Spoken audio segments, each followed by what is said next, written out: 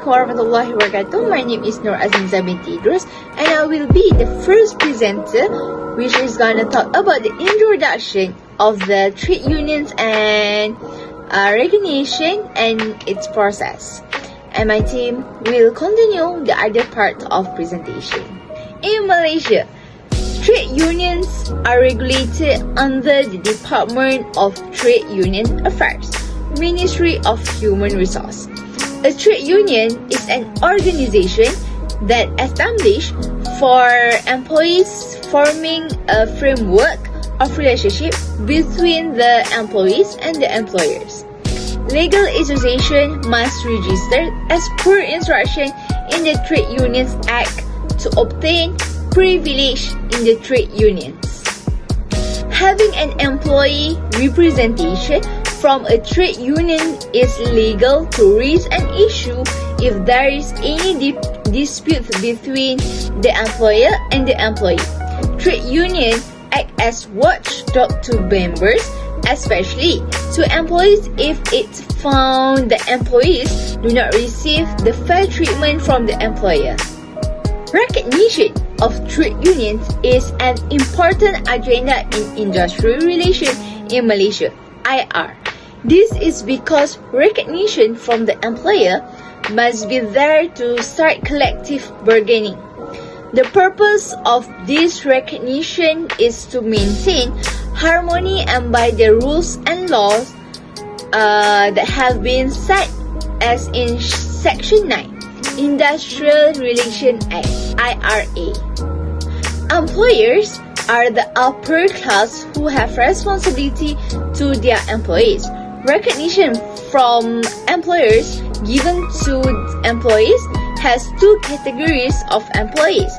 The first one is the white collar and the second one is blue collar.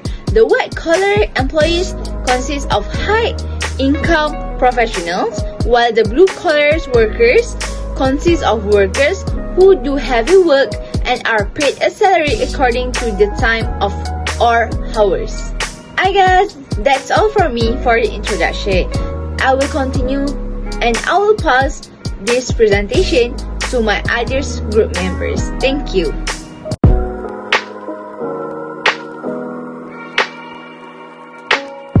Okay, next I will present to you about the types of recognition.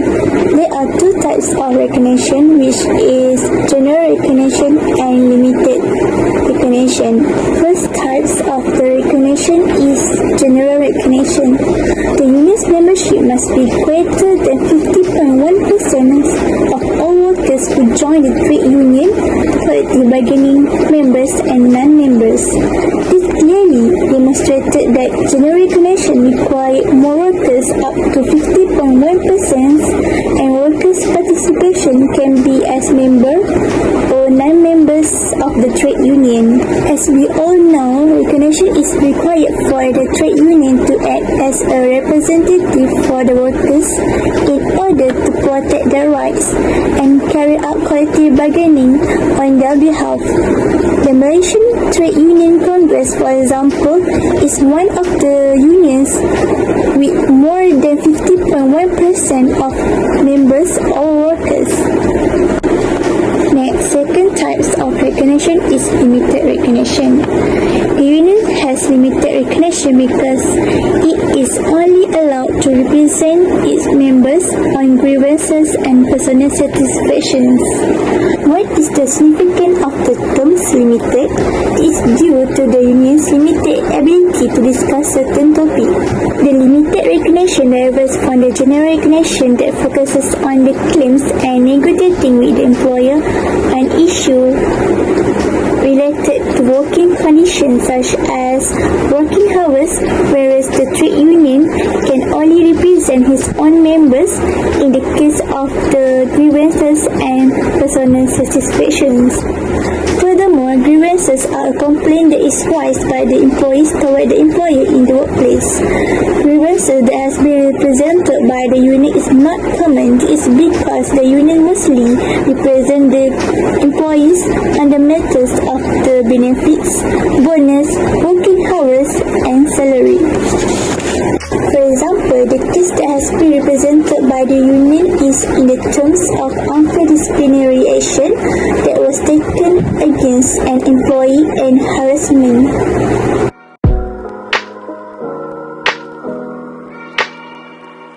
Process of recognition. Okay, the first step in obtaining employer recognition is for the trade union is by completing the form A, which is the demand for recognition form. Okay, the trade union must fill out this form properly, which such as the name of the firm that the trade union represents. Apart from the address, the trade union wishes to be recognized by the name of the trade union and so on.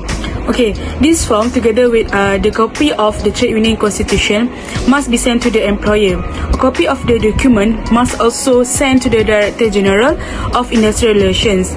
After receiving the paperwork, the employer has 21 days to respond with a decision on whether or not to accept the recognition. However, the demand for the recognition may result in negative answer from the employer, which is meaning that the company declined to recognize the trade union. The employer refused recognition for a variety of reasons, the most important of which is that they are aware that granting the trade union recognition will put pressure on the employer in collective bargaining.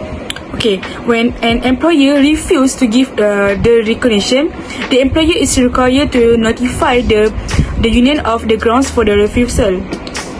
Okay, after that, the next step is for the trade union to make a complaint in the form of a written report to the Director General of Industrial Relations, addressing this matter within 14 days of receiving the employer's response or after the end of 21-day period. Regarding receiving the complaint from the trade union about the issue of the recognition, the Director General of Industrial Relations has the authority to define the particular steps that must be taken to resolve such a recognition request. As a result, if the Director General of Industrial Relations believes that the trade union is qualified to represent the employees, the next stage will be a secret ballot. It refers to the mechanism by which a trade union assesses if it has the majority support of the employees in that particular organisation. The majority in this case implies that 50% plus one employee accepts to be represented by a trade union. Okay, that's all from me. Next, we will move to the next presenter.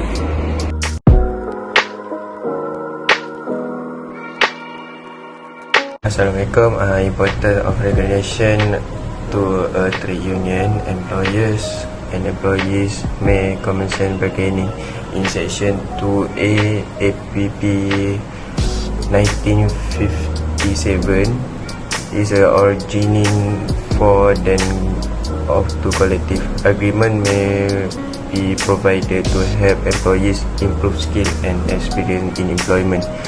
If the application letter is submitted to the employer who has been given within 15 days to reply from the date of receipt. Will the employer must also answer under section 1 has 50 times to reply to the letter inquiring to him. Next, to represent worker in trade union. This is union we play a role in the range we can see. The entire trade union community has started that trade union will unite to negotiate the right of employers to add benefits and more. As such, they have many functions, namely education, service, regulatory and political representation. They have very different function in the task which is the role to get a benefit such as leave, compensation and others. Next, experience of employment regulation. This union have experience that we can negotiate to that we have the same input as other employers to make judgment in general. Lastly, if equators rest fair productivity levels, employers need to rest on enough time to get quality work. Therefore, employers must also achieve the vision and mission set in the company. Employers need to adhere to predetermined subject to give employers physical and mental balance, but also it can increase national productivity. In addition, in the environment needs to be clean, and there are positive word to motivate employers generate enthusiasm and can produce interesting. Thank you.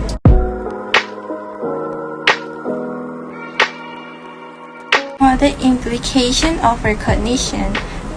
The first one is general recognition. There are several implications that can affect in the general recognition, and one of them is that union can commence their collective bargaining.